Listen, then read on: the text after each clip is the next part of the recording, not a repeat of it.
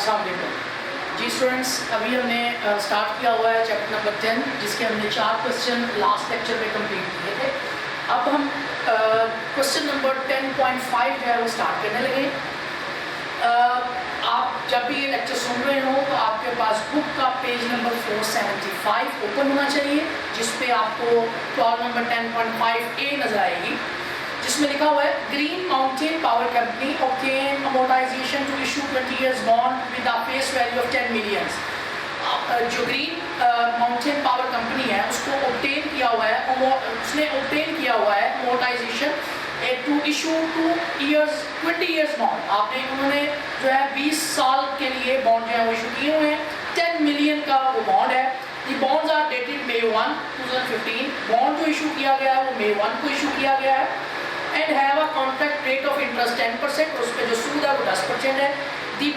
दे पे interest on November 1, वो November 1 को एंड May 1 और May 1 यानी हर 6 मंथ बाई एनुअली जो है वो इंटरेस्ट पे करते हैं। डेट याद रखनी है, May 1 को इशू किया है और इंटरेस्ट जो है वो November 1 और May 1 को ही पे करते हैं। The bonds were issue on August May 1, तो जो बॉन्ड्स इशू हुआ है उसकी इशूइंग डेट अगस्त 1 है, May 1 उसकी इंटरेस्ट पे करने की डेट है। एट 100 जो इशू हुआ है वो 100 रुपये का इशू हुआ है प्लस 3 months इंटरेस्ट है। जिस दिन वो इशू हुआ था उसके साथ साथ इंटरेस्ट भी आपके साथ, फॉर एग्जांपल एक बॉन्ड जो है वो कंपनी की तरफ से इशू हुआ हो और उसको इशू किसी और बंदे को किया था, लेकिन 3 माह गुजर गए हैं, अब वो आपने किसी और को इशू करना है। तो अब जब किसी और को इशू करेंगे तो वो आपको ना सिर्फ बॉन्ड की वैल्यू पे करेगा, साथ साथ आपको इंटरेस्ट की वैल्यू भी पे करेगा जो 3 माह गुजर चुके हैं। क्योंकि जिस बंदे ने वो बॉन्ड आगे ट्रांसफर करना है उसने 3 माह इंतजार किया है। जिस बंदे ने 3 माह इंतजार किया है उसको कोई पैसा नहीं मिल रहा, तो जो बंदा वो बॉन्ड लेगा वो ना सिर्फ बॉन्ड की वैल्यू मुझे पे करेगा, साथ साथ वो जो 3 माह का इंटरेस्ट है वो भी पे करेगा। इसलिए ये जो बॉन्ड है वो 100 रुपये का बॉन्ड 100 का इशू किया है, कोई डिस्काउंट कोई प्रीमियम वैल्यू नहीं है, लेकिन 7 करोड़ इंटरेस्ट भी है जो कि 3 months का बना है। इसका मतलब है जिस दिन जो इशू होगा उस दिन ना सिर्फ बॉन्ड की वैल्यू पे होगी, साथ साथ इंटरेस्ट की वैल्यू भी पे होगी और वो 3 months की होगी। Prepare necessary general entry in general form August 1 to record the issue of bond. पहली अगस्त को एंट्री करनी है कि इशू की क्या एंट्री होगी, फिर नवंबर 1 को एंट्री करनी है semi interest payment on the bond issue. Bond issue पे जो इंटरेस्ट पे किया है उसकी एंट्री आपने पे करनी, उसकी एंट्री पास करनी है। उसके बाद December 31 to record interest expense to year end, और फिर आपने 31 दिसंबर को क्लोजिंग एडजस्टिंग एंट्री पास करनी है। May 1 2016 to record the second semi annual interest payment, और फिर आपने May 1 को इंटरेस्ट पास करनी है दूसरी इंटरेस्ट पेमेंट करने की।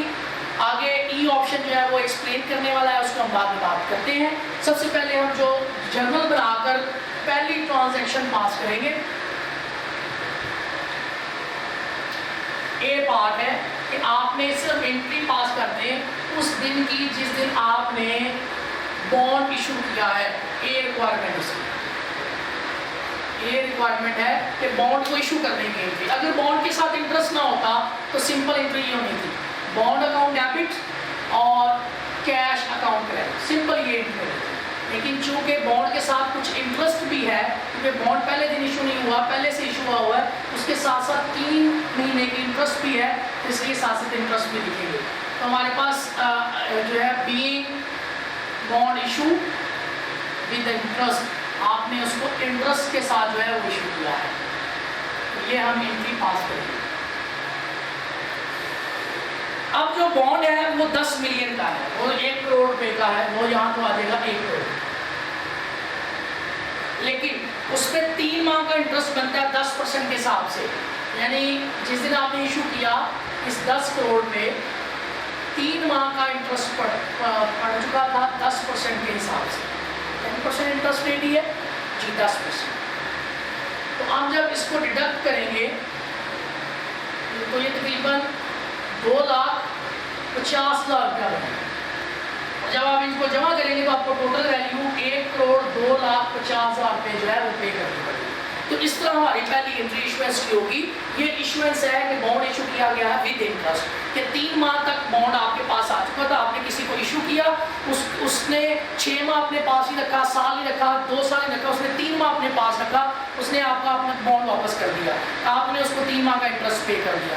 अब आपने वो बॉन्ड किसी और को इशू करना है तो आप ना सिर्फ उसको बॉन्ड देंगे, बॉन्ड जो है वो बॉन्ड देंगे, उससे बॉन्ड की ना सिर्फ उसकी वैल्यू लेंगे, साथ साथ उसके वो जो 3 माह का आपने इंटरेस्ट पे किया हुआ है उस इंटरेस्ट की वैल्यू भी आप उससे लेंगे। इसलिए आप बॉन्ड इशू होगा विद 3 मंथ इंटरेस्ट के साथ, उसकी ये एंट्री पास होगी।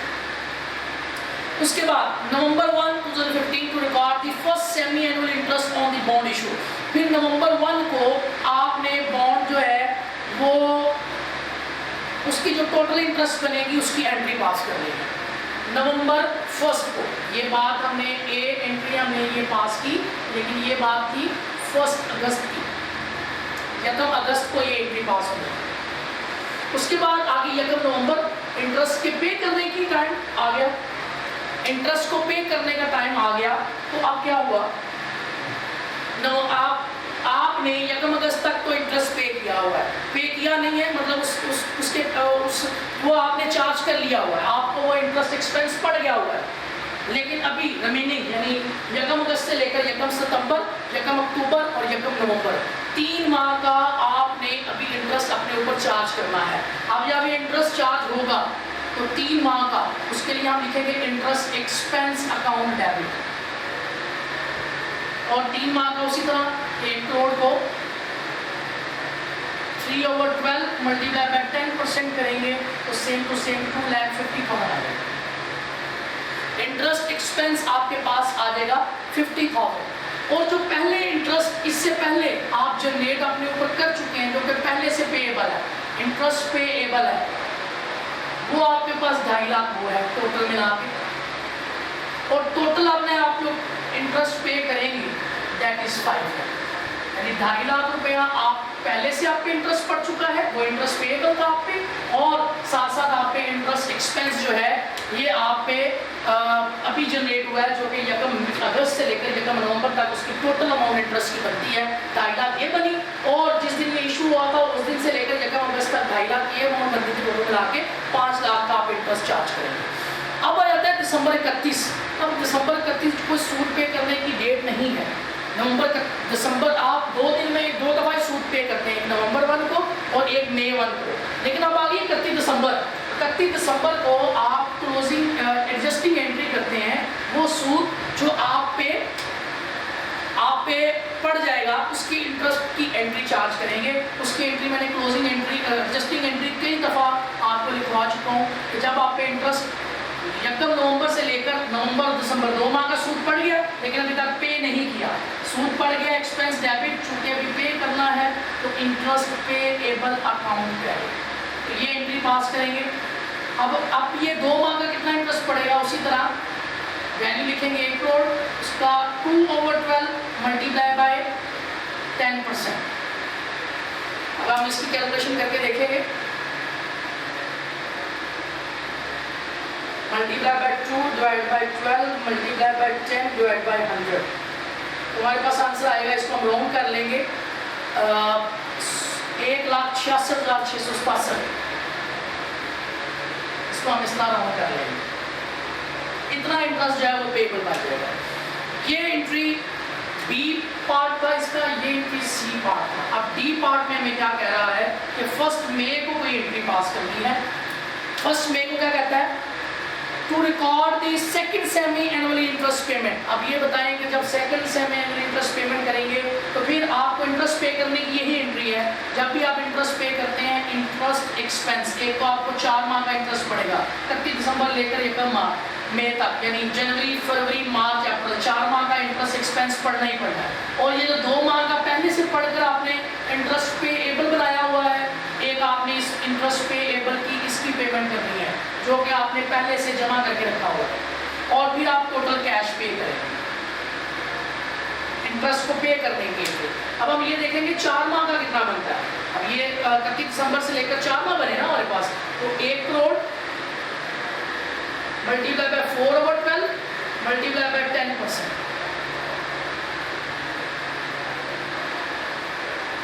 4/12 मल्टीप्लाई बाय 10%,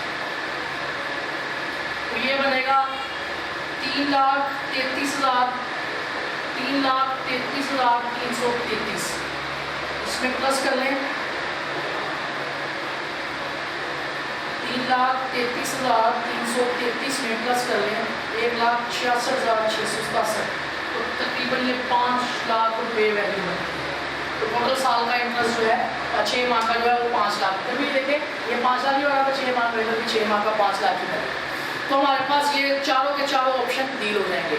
पहले में आपने बॉन्ड इशू किए लेकिन विद इंटरेस्ट किए, जो कि चूँकि आपने बॉन्ड को यकम मई को इशू किया था, यकम मई को किसी ने लिया नहीं आपसे, तो मई गुजर गया, जून गुजर गया, जुलाई गुजर गया, 3 माह गुजर गए। यकम अगस्त को किसी को इशू किया तो आप इशू करेंगे बॉन्ड लेकिन विद इंटरेस्ट, कि आपको 3 माह का इंटरेस्ट भी जो है वो अमाउंट लेंगे और टोटल अमाउंट उससे जो है पे करेंगे 10,50,000।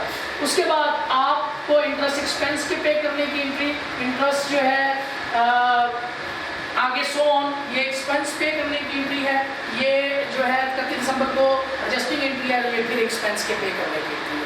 तो इस तरह हम करेंगे। मैंने बॉन्ड इशू करने की बजाय बॉन्ड रिसीव करने की एंट्री कर दी है, ये ध्यान से मैंने देखा नहीं है। जब आप बॉन्ड इशू करते हैं तो कैश मिलता है आपको, कैश अकाउंट डेबिट, और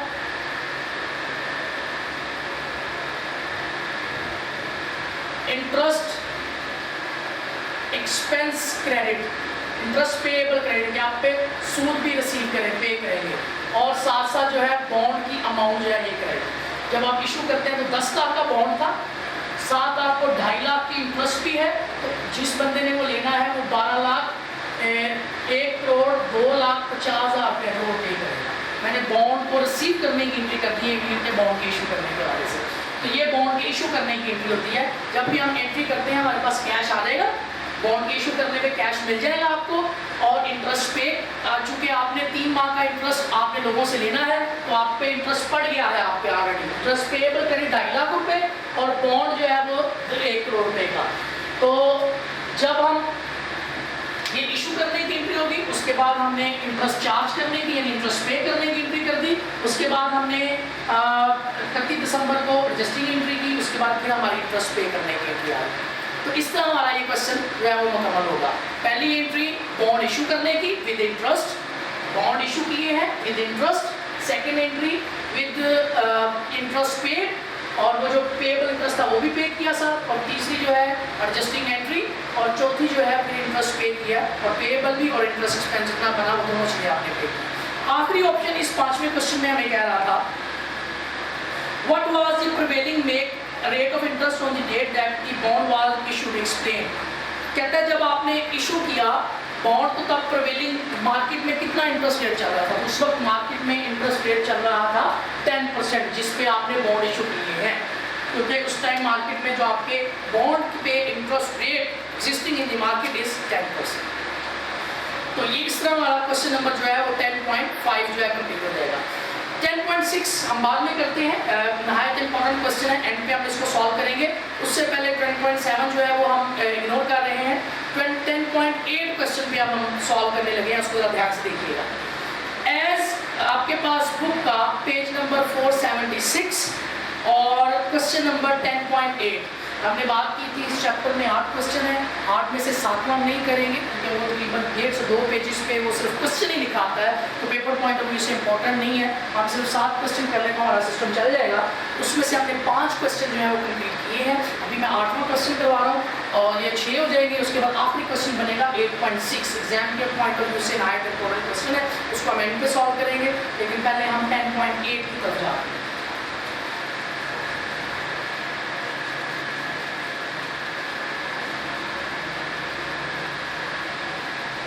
10.8 वाले क्वेश्चन के लिए आपको पेज नंबर 476 आपके पास ओपन होना चाहिए। उसमें हमें कह रहा है as of December 31 of the current year Peterson corporation has prepared the following information regarding its liabilities and other obligation. ये हमारे पास जो है कुछ इंफॉर्मेशन दी गई है लायबिलिटी से रिलेटेड भी, और उसके अलावा भी इंफॉर्मेशन है, उसको हम बाद में पढ़ते हैं। पहले हम इंस्ट्रक्शंस देखेंगे। Prepare a listing of Pearson corporation current and long term liability as they should be presented in the complete December 31 December balance sheet, जिसने हमने पहले क्वेश्चन क्वेश्चन सॉल्व किया उसी तरह ये मांग रहा है कि 31 दिसंबर की बैलेंस शीट में कौन सी करंट लायबिलिटी आएगी, कौन सी लॉन्ग आएगी। Briefly explain why you have excluded any of the list item in your listing of current and long term liability।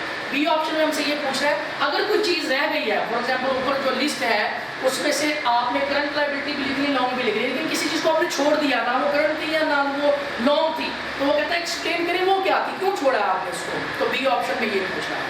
तो हम बनाएंगे 31 दिसंबर को पहले बैलेंस शीट जिसमें हमने पहले बनाई थी as on 31st December 2015। सिर्फ एक ही कॉलम बैलेंस शीट का बनेगा जिसमें हमने सिर्फ लायबिलिटीज शो करनी है।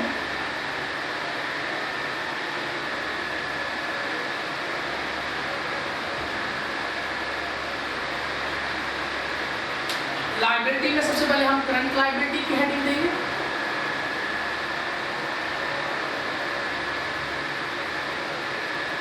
फिर हम लॉन्ग टर्म लायबिलिटी की हेडिंग देंगे,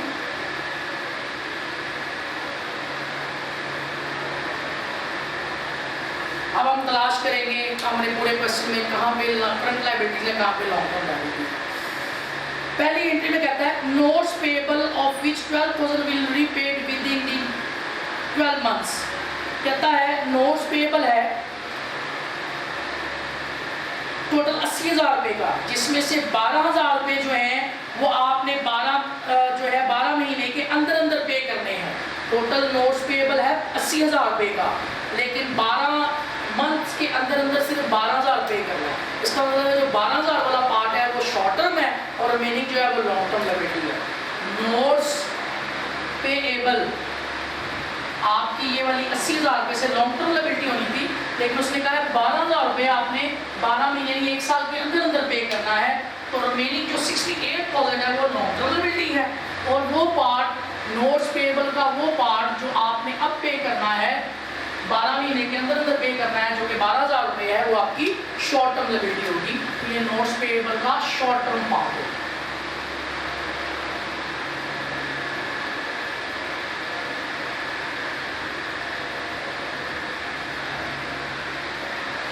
उसके बाद हमें कहता है interest expense that will result from existing liability over the next 12 month 1,25,000। कहता है इंटरेस्ट एक्सपेंस बनता है 1,25,000। इंटरेस्ट एक्सपेंस ना हमारी करंट लायबिलिटी है ना हमारी लॉन्ग टर्म लायबिलिटी, वो तुम्हारा एक्सपेंस होता है। जो एक्सपेंस होता है वो इनकम स्टेटमेंट में आता है, बैलेंस शीट में नहीं आता, तो इसका इफेक्ट नहीं होगा।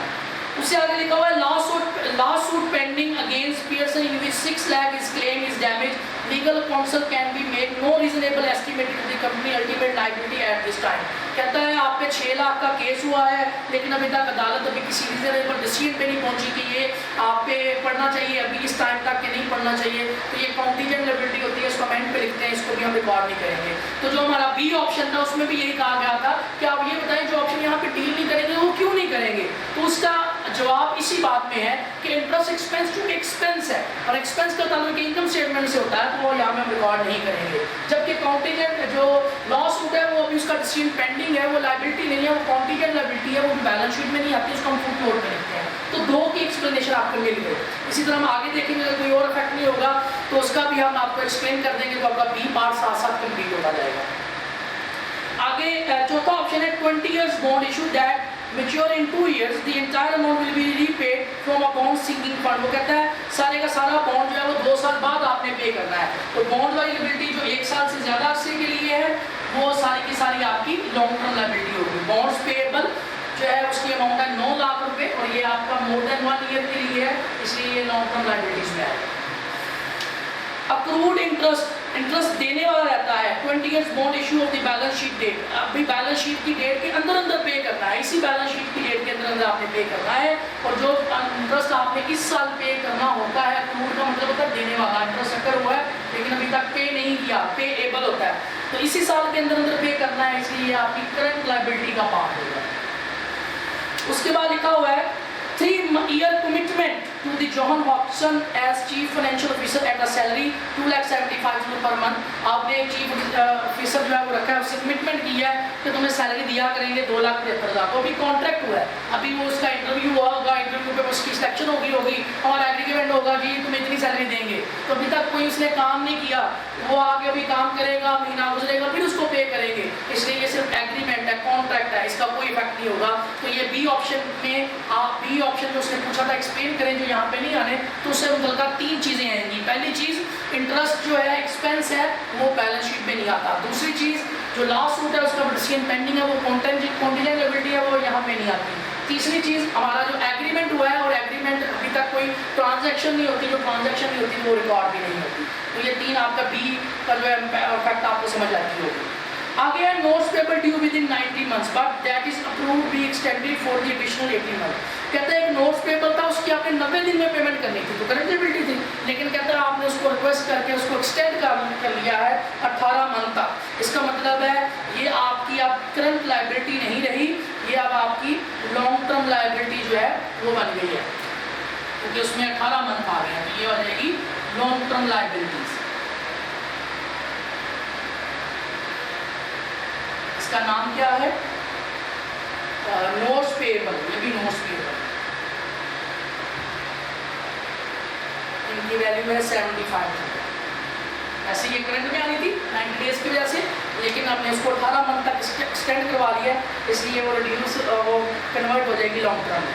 Cash deposit from customer for goods and service to deliver over the next 9 months. कहता है कस्टमर ने हमारे अकाउंट में कैश जमा करवा दिया और उसने कहा मेरी चीज़ें भेज दें, लेकिन 9 माह के अंदर भेज दीजिएगा। अब जो 9 माह के अंदर है वो करंट ईयर की लायबिलिटी है, चूँकि अभी तक आपने उसको कुछ पे नहीं किया, इसलिए उसका जो डिपॉजिट है वो हमारे पास जो है वो अकाउंट रिसीवेबल्स के तौर पे आएगा या अकाउंट्स पेएबल के तौर पे आएगा कि हमने उससे पैसे जो है वो ले लिए, लेकिन अभी तक उसको गुड्स जो है डिलीवर नहीं की। तो अनअर्न्ड रेवेन्यू भी इसको लिख सकते हैं कि अभी तक आपने इसको कमाया नहीं है, आपने इसको चीज़ें अभी तक डिलीवर नहीं की, अनअर्न्ड रेवेन्यू के तौर पर भी लिख सकते हैं। ये बनेगी अमाउंट तकरीबन 3 लाख। उसके बाद आखिरी ट्रांजैक्शन है income tax of which 1 lakh are correctly payable and the reminder deferred indefinitely. कहता है 3 लाख रुपए में से 3 लाख रुपए आपका इनकम टैक्स बना, लेकिन उसमें से 1 लाख आपने आज ही पे करना है, इसी साल के अंदर पे करना है, बाकी 1,85,000 और बाकी जो 85,000 बनेगा टोटल 1,85,000 है, उसमें से 1 लाख इसी साल में पे करना है और बाकी जो है वो डेफर्ड हो जाएगा, यानी वो अगले साल जाके पे करेंगे। इसका मतलब है जितना इनकम टैक्स इस साल पेएबल है आपका, वो आपका हो जाएगा करंट लायबिलिटी में, जो कि अमाउंट बनेगी 1 लाख, और जो बाकी डेफर्ड कर देंगे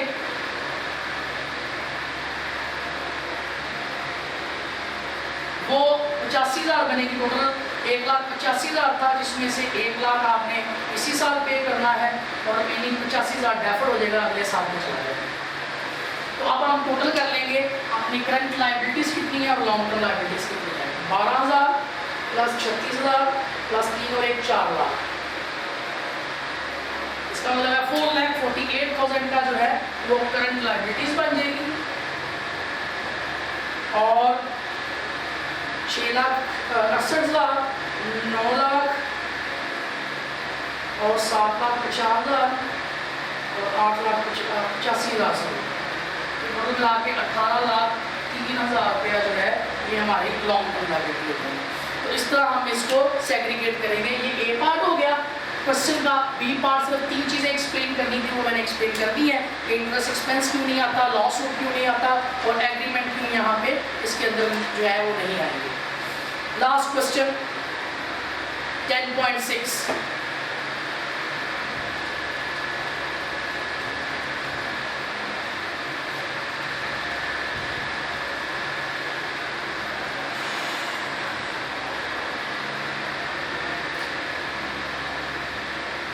हमारे पास जो लास्ट क्वेश्चन है इस चैप्टर का वो है 10.6। हम अब उसको एक्सप्लेन करेंगे, उसके बारे में बात करते हैं 10.6 के बारे में। तो हमारे पास जो है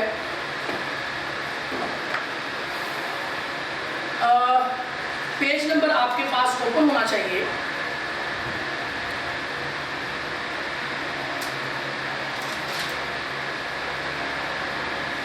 पेज नंबर आपके आपके पास ओपन होना चाहिए 475 10.6a क्वेश्चन।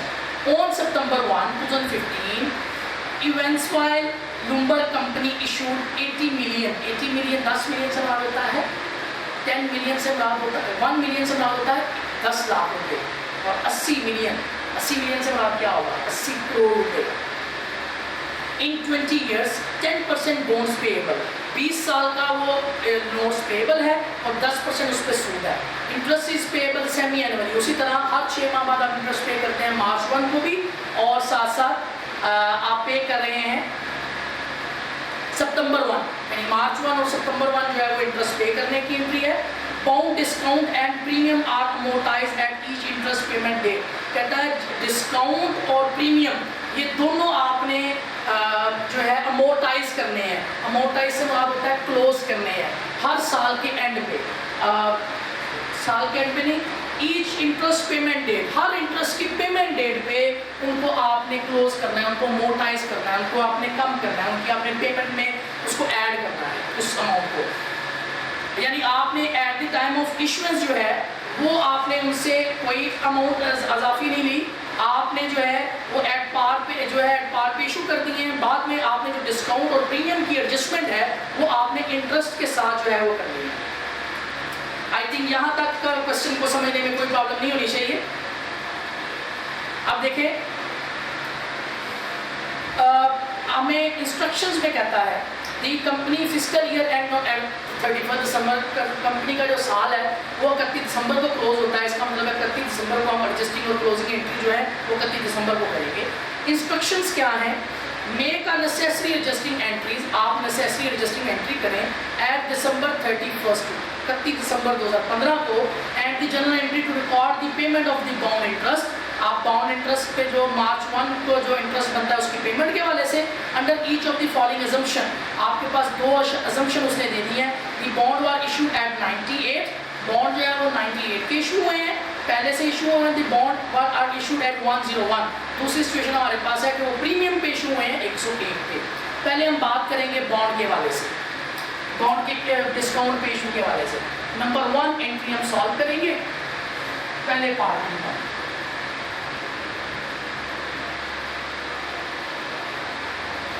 अब हमारे पास बॉन्ड की जो वैल्यू है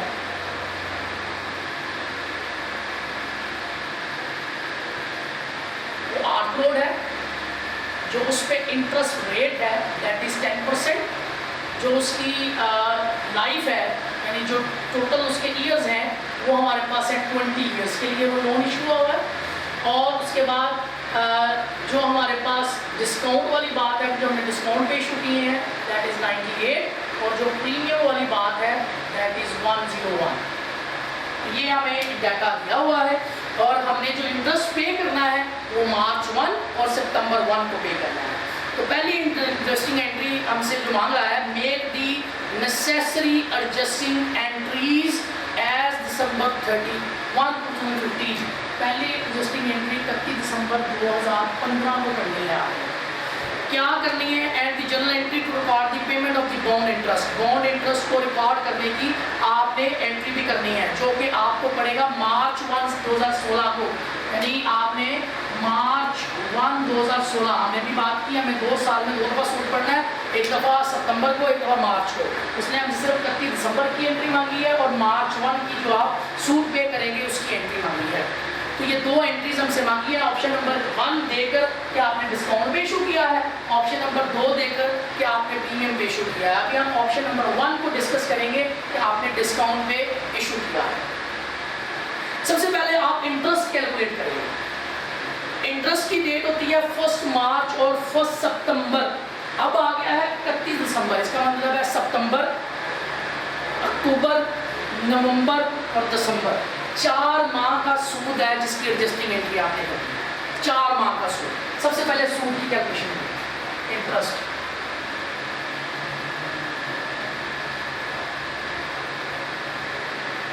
इंटरेस्ट पे जो आपको पड़ रहा है वो 10% है, 4 माह के मुताबिक 4/12 कर दें। सबसे पहले आप इसकी कैलकुलेशन करें कि इंटरेस्ट बनता कितना है 4 माह।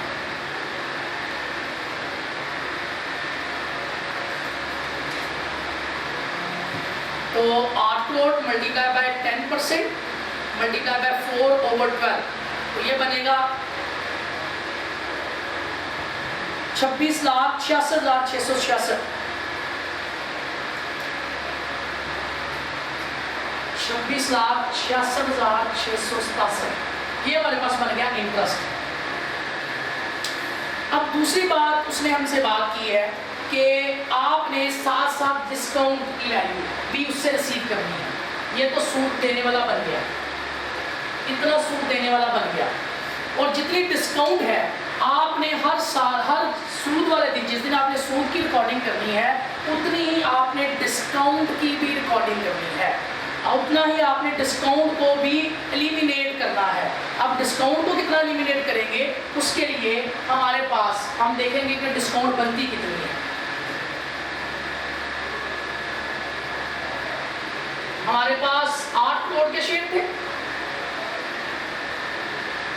हर शेयर पे, यानी इसका मतलब अगर एक शेयर हमारे पास 2 रुपए का हो तो हमारे पास डिस्काउंट कितनी बनेगी, डिस्काउंट की डेट बनेगी 1 मार्च से लेकर जो है डिस्काउंट की अमोर्टाइजेशन कितनी बनेगी, डिस्काउंट बनता कितना है हमारे पास, डिस्काउंट टोटल हमारे पास आएगा 1,16,00,000 रुपये इंटरेस्ट।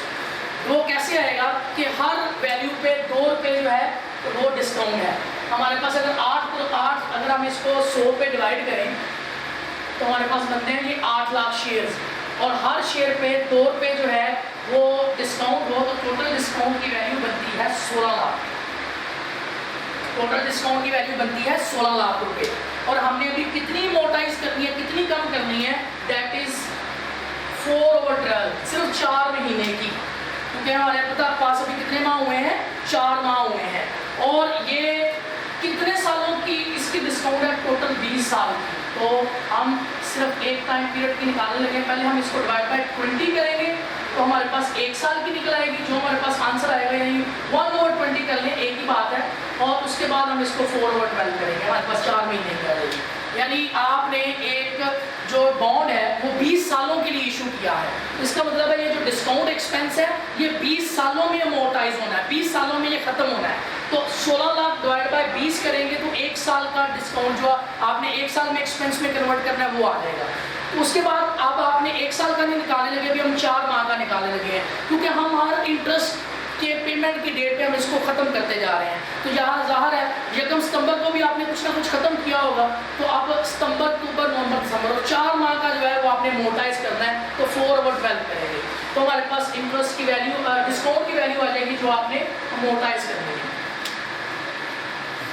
ये बनेगी 16 lakh multiply by 1 divide by 20 multiply by 4 divide by 12, तो ये बनेगी 26,627। आपने जो डिस्काउंट अमोर्टाइज करनी है वो ये है 26,627। ठीक हो गया, इतनी आपने डिस्काउंट को अमोर्टाइज करना है, डिस्काउंट को खत्म करना है, इतने से आपका इंटरेस्ट जो है वो खत्म होगा, इतने से आपने आपका डिस्काउंट आएगा। तो टोटल एंट्री आएगी, एंट्री कुछ इस तरह से हम करते होते हैं, अगर अकेला इंटरेस्ट होता तो हम एंट्री करते हैं interest expense debit, interest payable credit. जो एडजस्टिंग एंट्री हमारी नॉर्मल होती थी, नॉर्मल एडजस्टिंग एंट्री हमारी ये होती थी interest expense to interest payable, जब हम साल के एंड में एडजस्टिंग एंट्री करते थे तो हम सिर्फ ये इंटरेस्ट लेते, लेकिन हमने इसके साथ साथ डिस्काउंट को भी एडजस्ट करना है, डिस्काउंट को भी एडजस्ट करेंगे, जो कि है 26,667 ये होगा, और साथ साथ 26,66,667 ये हो जाएगा।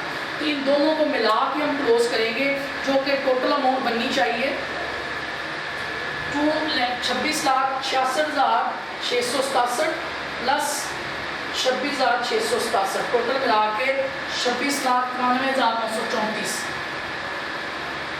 ये हमारे पास टोटल वैल्यू जो है वो हम क्लोज करेंगे 31 दिसंबर वाले डिस्काउंट के केस में। अब इसी तरह यकम मार्च आ जाएगा, यकम मार्च को फिर आपने क्या करना है, इंटरेस्ट पे करना है।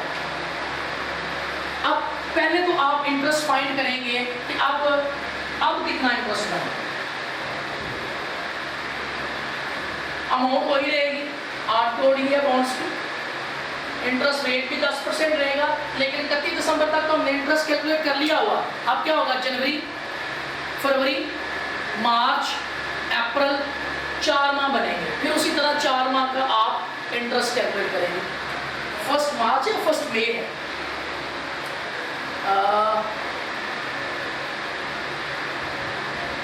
1 मार्च है, सॉरी 1 मार्च है, इसका मतलब है जनवरी फरवरी 2 माह बनेगा, 2/12।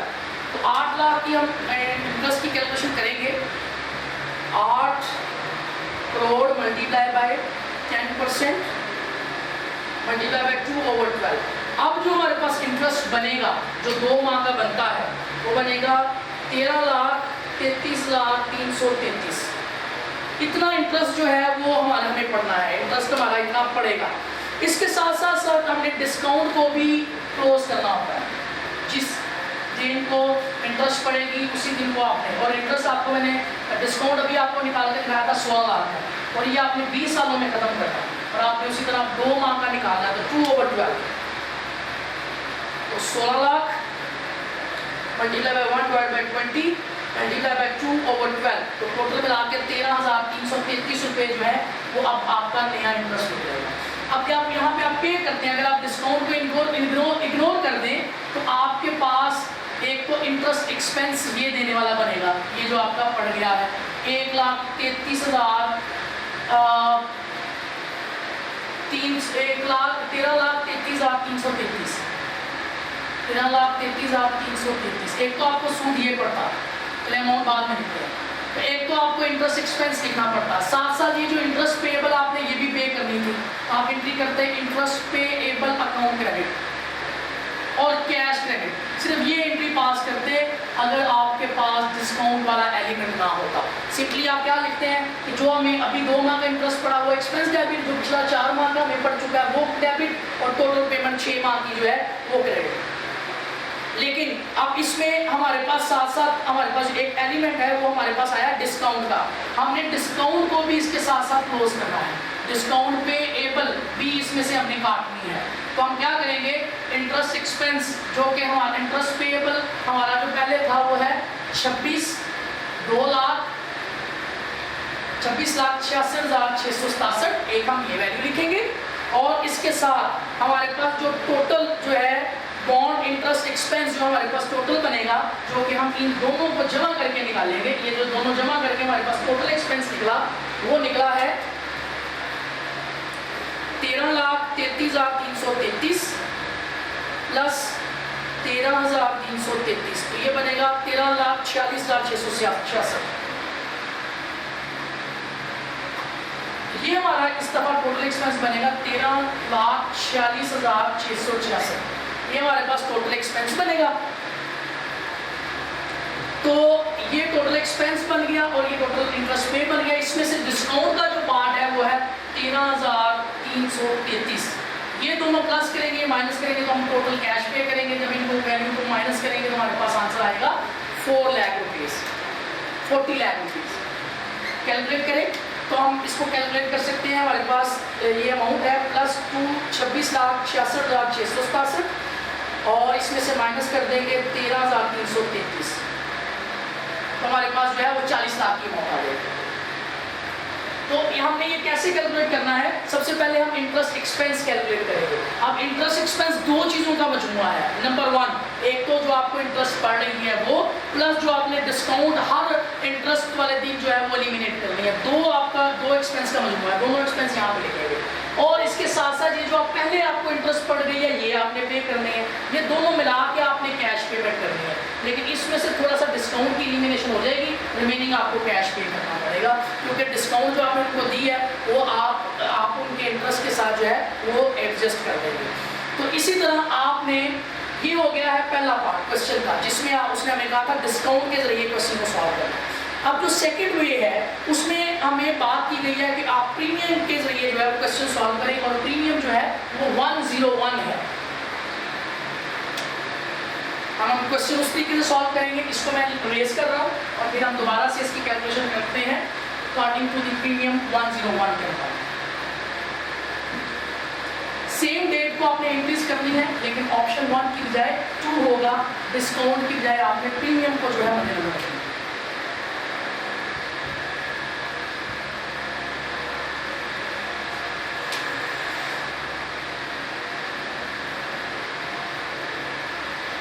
जी अब 31 दिसंबर को उसी तरह 4 माह हुए हैं। 4 माह का पहले आप इंटरेस्ट कैलकुलेट करेंगे। आपके पास टोटल जो है बॉन्ड की वैल्यू 8 करोड़ रुपए है, उसका 10% के हिसाब से 4 माह। 4 माह कैसे बने? यकम नवंबर तक हमारी सारी एंट्री हो चुकी है, यकम सितंबर तक सारी एंट्री हो गई है, सितंबर अक्टूबर नवंबर दिसंबर 4 माह बनते हैं, तो 4/12 के मुताबिक तो 8 लाख का 8 करोड़ का 10% 4 मंथ के हिसाब से 10% मल्टीप्लाई बाय 4/12 तो ये बन गया 26,66,667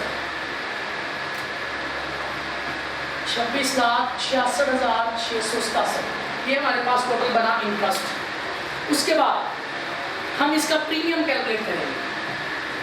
अब पहले तो हम टोटल प्रीमियम कैलकुलेट करेंगे। हमारे पास 8 करोड़ के शेयर थे, लेकिन अगर हम इसको 100 पे डिवाइड कर लें, इसका मतलब है हमारे पास 8 लाख शेयर हुए और हर शेयर पे हमें 1 रुपया जो है वो प्रीमियम 100 की जाए प्रीमियम देना पड़ा, तो 8 लाख रुपए प्रीमियम होंगे। और इसमें हमें 4 मंथ की निकालनी है, तो वो हम कैसे कैलकुलेट करेंगे? 4 मंथ की हमारे पास 8 लाख है प्रीमियम, ये पूरे 20 सालों के लिए है, पूरे 20 सालों के लिए डिवाइड बाय 20 कर लें या मल्टीप्लाई बाय 1/20 कर लें, बात ये भी है। और कितने माह के लिए निकालना है? 4 मंथ के लिए, 4/12, क्योंकि हमने जो 8 लाख रुपए प्रीमियम दिया है वो पूरे 20 सालों के लिए दिया है, क्योंकि इस लोन का बुनियाद जो है वो 20 लाख थी। यानी ये जो खर्च, ये जो प्रीमियम है, ये इनकम है, ये हमारी पूरे 20 सालों पे डिवाइड होनी है, तो डिवाइड बाय 20 करेंगे तो 1 साल की निकल आएगी। और अभी हमें सिर्फ जो है 4 माह की चाहिए, मल्टीप्लाई बाय 4 डिवाइड बाय 12 करेंगे तो 13,333 रुपये वो प्रीमियम आ जाएगी, जो अभी हमने इस डिस्काउंट के साथ जो है वो एडजस्ट करना है। 13,333 रुपये जो है वो प्रीमियम आ गया। अब हमने इसको क्लोज कैसे करना है? अगर हमारे पास प्रीमियम ना होती तो हम सिंपल क्लोजिंग एंट्री करते, interest expense debit, interest payable credit, simple entry करते। हमने कोई भी प्रीमियम अगर एडजस्ट ना करनी होती तो क्लोजिंग एंट्री जैसे आपको सिखाई गई है कि जब भी इंटरेस्ट अक्कर हो जाए और पे ना हो तो इंटरेस्ट अक्कर हो गया, एक्सपेंस बढ़ेगा डेबिट, और अभी तक पे करना है लायबिलिटी भी बढ़ जाएगी क्रेडिट, तो हम ये एंट्री करते। अब ये है कि अब हमारे पास प्रॉब्लम ये है कि हमने 2 चीज़ें हैं हमारे पास, एक है ये इंटरेस्ट अमाउंट और दूसरा है हमारे पास ये प्रीमियम वैल्यू, जो कि हमने उनको एक्स्ट्रा पे शेयर इशू किए हैं। एक शेयर 100 की बजाय 101 रुपये का इशू किया गया है। अब हम इसको कैसे डील करेंगे? अब हमारे पास जो इंटरेस्ट देने वाला बनता है वो बनता है 26,66,667 रुपये। उसमें से जो प्रीमियम एडजस्ट हो जाता है आपका, उसकी वैल्यू है 13,333 रुपये। ये टोटल पेएबल बनता था, इसमें से ये प्रीमियम एडजस्ट हो जाएगा, रिमेनिंग आपका एक्सपेंस बनेगा। तो रिमेनिंग एक्सपेंस कितना आएगा? अगर आपका टोटल 26,66,667 रुपये इंटरेस्ट पेएबल बन जाए, लेकिन उसके साथ आपने प्रीमियम को एडजस्ट करना हो जो कि 13,333 रुपये है, वो एडजस्ट कर दें तो रिमेनिंग वैल्यू आ जाएगी 26,53,334 रुपये। तो ये हम एंट्री पास करेंगे कि हमारा इंटरेस्ट एक्सपेंस पहले इतना था, अगर ये प्रीमियम ना होता, फिर हमने इस एक्सपेंस में ये प्रीमियम को एडजस्ट किया, रिमेनिंग एक्सपेंस की वैल्यू ये निकल।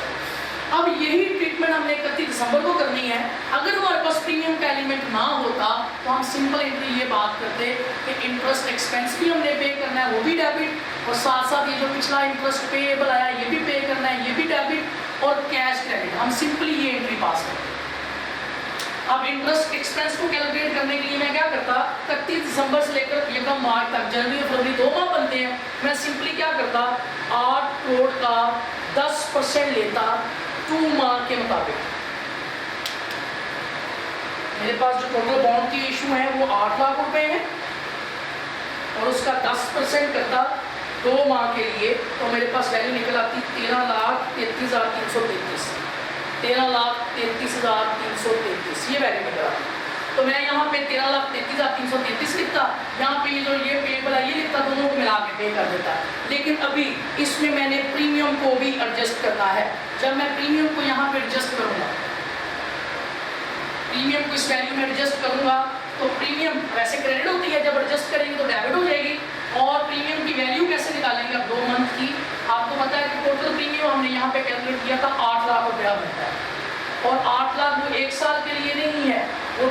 20 सालों के लिए है। तो अभी हम सिर्फ 2 माह के लिए निकाल लेंगे, तो मल्टीप्लाई बाय 2/12, तो ये कितना निकलता 8 lakh divide by 20 multiply by 2/12, तो ये आपका 6667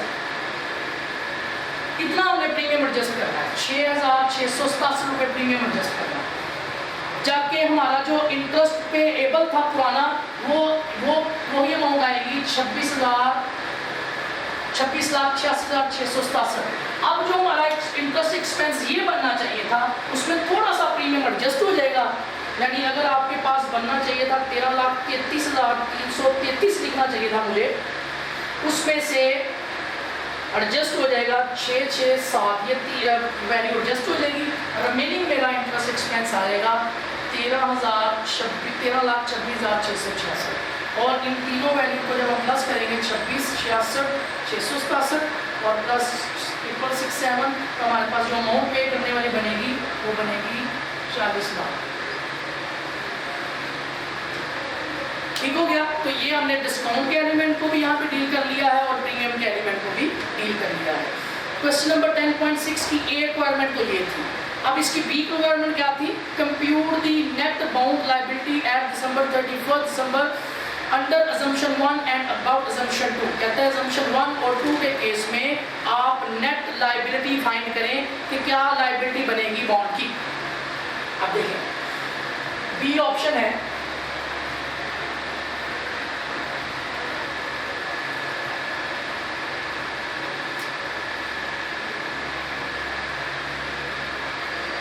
दो तरीके से उसने कहा है कि एक आपने पहले डिस्काउंट पे इशू किया हुआ है और दूसरा प्रीमियम पे इशू किया हुआ है। आपको कहता है 31 दिसंबर 2016 को आपके ऊपर बॉन्ड की कितनी जिम्मेदारी बचेगी। सबसे पहले आपने बॉन्ड की नेट वैल्यू लिखनी है कि मुझे पे जो बॉन्ड पड़ा था वो था 8 करोड़ रुपए। कितना बॉन्ड था? 8 करोड़ रुपए का। तो एक तो आप ये लिखेंगे। उसके बाद डिस्काउंट के केस में अगर आपने कुछ ना कुछ उसको डिस्काउंट किया हुआ है, इसका मतलब है डिस्काउंट आप इसमें से लेस कर देंगे, लेकिन सारी डिस्काउंट नहीं। टोटल डिस्काउंट थी आपकी तकरीबन 16 लाख रुपए, उसमें से जितनी एडजस्ट हो चुकी है, अब आपने पहली कैलकुलेशन की होगी, आपने जिस तरह ये प्रीमियम की एंट्री और प्रीमियम की एंट्री आपको 2 नजर आ रही है, इसी तरह आपको डिस्काउंट की 2 एंट्रीज नजर आएंगी। उन दोनों वैल्यूज को आप प्लस कर लेंगे, उन दोनों वैल्यूज को प्लस करेंगे, अमाउंट आपके पास जो निकलेगी वो 1,06,667 रुपये जो है वो अमाउंट निकलेगी, वो लेस कर देंगे। वो लेस करने के बाद जो वैल्यू आएगी वो आपकी डिस्काउंट की एक्चुअल वैल्यू आएगी, जो कि 14,93,333 होगी। ये आपने इसमें से माइनस करके जो आपके पास नेट वैल्यू बचे, जो कि 78,506,667 बनेगी, ये आपने नेट बॉन्ड पेएबल होगा डिस्काउंट के केस में।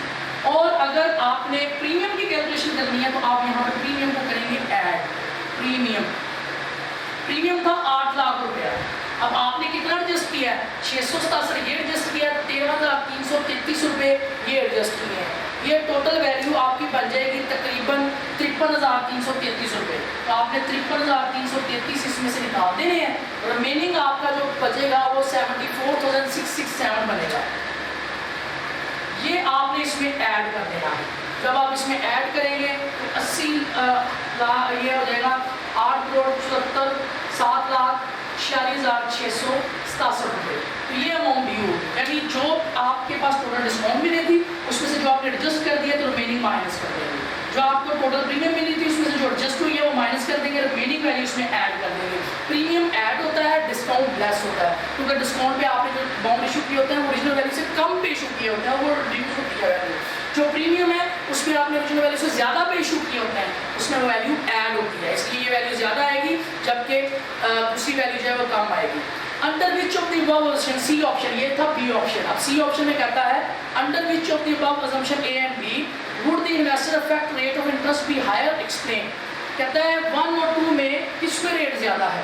ज़ाहिर है प्रीमियम आपको 1% के हिसाब से मिल रहा है, डिस्काउंट आपको 2 रुपीज़ के हिसाब से मिल रहा है। ज़ाहिर है डिस्काउंट के केस में जो है वो रेट ज़्यादा है, प्रीमियम के केस में जो है रेट कम है। तो यहाँ तक हमारा जो है वो हमने चैप्टर नंबर 10 में क्वेश्चन नंबर 1 to 6 और 8 क्वेश्चन जो है वो मुकम्मल कर लिए हैं। आपको मैंने प्रॉब्लम सेट नंबर 1 करवा दी है। प्रॉब्लम सेट नंबर B जो है उसके सारे क्वेश्चन आपने खुद प्रैक्टिस करने हैं। नेक्स्ट क्लास में इंशाल्लाह हम लास्ट चैप्टर नंबर 11 स्टार्ट करेंगे। Thank you.